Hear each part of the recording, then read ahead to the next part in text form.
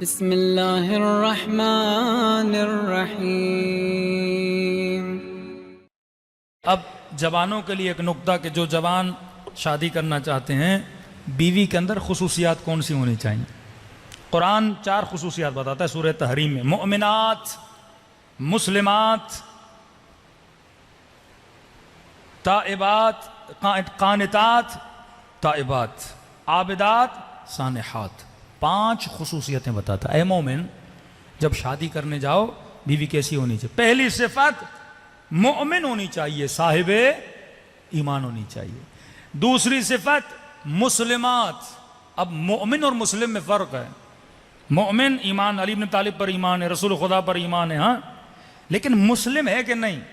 مطلب جس چیز پر ایمان ہے اسے تسلیم بھی کرتی ہے کہ نہیں؟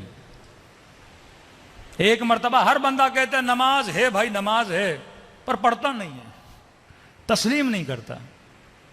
کہا مومنات، مومن عورتیں، مسلمات جو حکم خدا کو تسلیم بھی کریں، قانتات جن کے وجود میں خضوع بھی ہو۔ اب عورت شادی تو کر لیتی ہے، شوہر سے بے احترامی کرتی ہے، بے ادبی کرتی ہے، لڑتی ہے، نہیں، خاضع ہونا چاہیے۔ کسی مومن نے کہا مولانا اب کیسے پتا چلے یہ خصوصیات اس میں ہیں کہ نہیں؟ میں نے کہا آسان فارمولہ ہے، اس کی ماں کو دیکھو، جس نے اس کی تربیت کی اسے دیکھو۔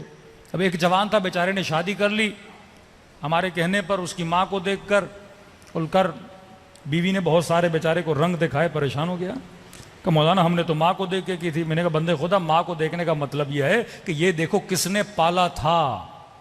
بعد میں پتا چلا بچی کو ماں نے نہیں پالا تھا، خالہ نے پالا تھا۔ کس کی گود میں تربیت پائی ہے؟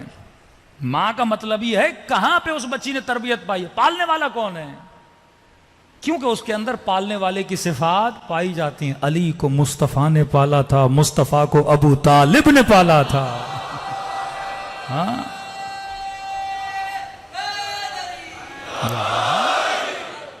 پالنے والے کی، پالنے والے کی صفات اس کے اندر ہوتی ہیں۔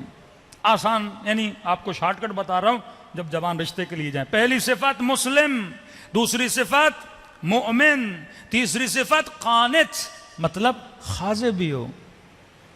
خواتین کے لیے پڑھ رہا ہوں۔ ایک خاتون ہے رسول خدا کے پاس، یا رسول اللہ مردوں کے لیے اتنی نعمتیں، کہ کتنی نعمتیں تمہارے لیے بھی ہیں یا رسول اللہ، آپ اتنے فضائل پڑھتے ہیں مجاہدوں کے، شہید کا یہ رتبہ، شہید کا وہ رتبہ، شہید کا اتنا بڑا درجہ، قیامت میں شہید کو اتنے ملائک ریسیو کرنے آئیں گے۔ یا رسول اللہ ہمارے اوپر تو جہاد واجب ہے ہی نہیں، ہم تو شہید ہوں گی نہیں، جب شہید نہیں ہوں گی تو یہ کیسا انصاف ہے، اللہ نے ہمیں محروم کیا۔ کہا ان کا جہاد اور ہے، تیرا جہاد اور ہے۔ میدان جنگ میں جا کر لڑنا یہ مرد کا جہاد ہے، اور فرمایا گھر کے اندر لڑنا نہیں، گھر کے اندر صبر کرنا یہ عورت کا جہاد ہے۔ آج الٹا ہے، وہ لڑکے جہاد کرتی ہیں۔ صبر کرنا، شوہر بدتمیز ہے، بھئی یہی تو تیرا جہاد ہے، صبر کر۔ مرد میدان جنگ میں تیر کھاتا ہے، گولیاں کھاتا ہے، بدن کٹتا ہے۔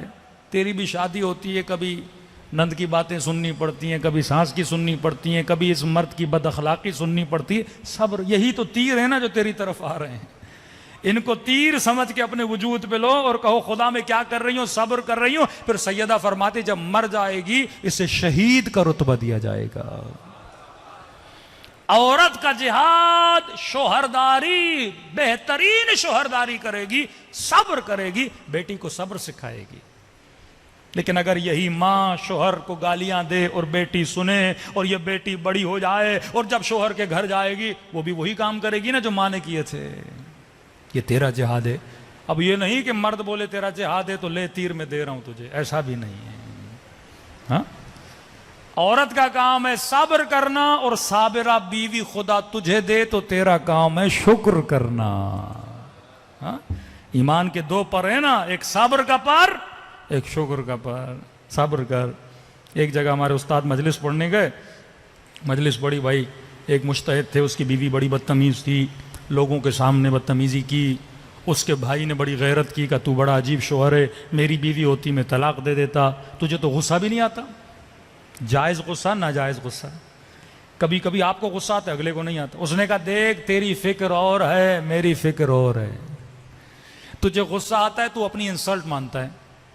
مجھے غصہ اس لیے نہیں آتا کیونکہ میں نے علی کا فرمان پڑھا ہے کہ اگر بیوی بے احترامی کرے تو مرد کیا کرے؟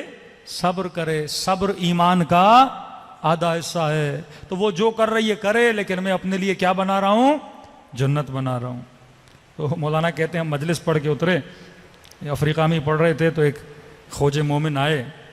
انہوں نے کہا مولانا صاحب میں کیا کروں، میری بیوی تو بڑی نیک ہے. ہاں مجھ سے تو بدتمیزی کرتی نہیں ہے، تو میں یہ ثواب کیسے کماؤں؟ ہاں اب بھائی ثواب کمانے کے لیے کسی کا گندا ہونا ضروری نہیں ہے. تو مولانا نے کہا کہ دیکھو اس کی بیوی بدتمیز تھی تو ایمان کا آدھا حصہ صبر ہے، تیری بیوی اچھی ہے، ایمان کا آدھا حصہ شکر ہے. ہاں ہر حال میں اللہ کا کیا ادا کیا کر، یا صبر یا شکر ہے، دونوں پر تیرے پاس ہیں. یہ تیرا عورت کا جہاد کیا ہے؟ تو پہلی صفت مومن، دوسری صفت مسلم، تیسری صفت قانت خاضع، چوتھی صفت تائبات، اہل توبہ ہو. اہل توبہ کا مطلب جو غلطی کرے اسے غلطی کا احساس ہو. ضدی عورت سے شادی نہ کرنا جو اٹک جائے. ہاں غلطی کی ہے بندہ، غلطی پہ صبر کرے. عابدات، جو اللہ کی عابدہ عورت ہو، نمازی ہو، متقی ہو، پرہیزگار ہو، اہل مصلی ہو، اہل ذکر پروردگار عالم ہو. کیونکہ شکم میں 9 مہینہ اس نے ایک بچے کو پالنا ہے. اب شکم میں بچہ ہے، اگر یہ عابد نہیں ہوگی، عبادت نہیں کرے گی، بچے پہ اثر کیسے پڑے گا؟ تاریخ انسانیت کا، آج کے زمانے کا سب سے چھوٹا حافظ قرآن محمد حسین طباطبائی، جس نے 4 سال میں پورا قرآن حفظ کیا. تو یہ کمال کس کا تھا؟ محمد حسین طباطبائی کا نہیں تھا، یہ اس کی ماں کا کمال تھا. لوگوں نے کہا بچہ پڑھنا نہیں جانتا، حافظ قرآن کیسے بنا؟ کہ جب یہ میری شکم میں ہوتا تھا یا میں قرآن پڑھتی تھی یا میں قرآن سنتی تھی. بچہ کیا بنا؟ حافظ قرآن. آپ کے دلوں میں کیوں امام حسین کا عشق ہے؟ کبھی سوچا ہے؟ جوانی سے عاشق حسین ہو، بچپن سے عاشق حسین ہو. جب تو اپنی ماں کی شکم میں تھا اور محرم کا مہینہ آتا تھا، وہ شکم میں اٹھا کر فرش عزائے حسین پہ تجھے لاتی تھی. شکم میں بھی تو نے حسین کی آوازیں سنی ہیں، اور پیدا ہونے کے بعد 2 سال تک تجھے دودھ پلایا. ان 2 سالوں میں بھی تو محرم آیا ہوگا نا. وہ رو بھی رہی تھی، حسین کا نام لے بھی رہی تھی، اور اس دودھ میں حسین کی محبت کو ملا کے تجھے پلا بھی رہی تھی. یہ اثر رکھتا ہے. تو انسان کو سوچنا چاہیے عابدات سانحات. اس کا مطلب، سانحات کا مطلب یہ ہے جو روزے دار ہو، مطلب تابع حکم پروردگار عالم ہو. ایسی عورت کا انتخاب کرنا، پھر نسلیں تیری کیا بنتی ہیں؟ پاک و پاکیزہ. صلوات پڑھے محمد و آل محمد.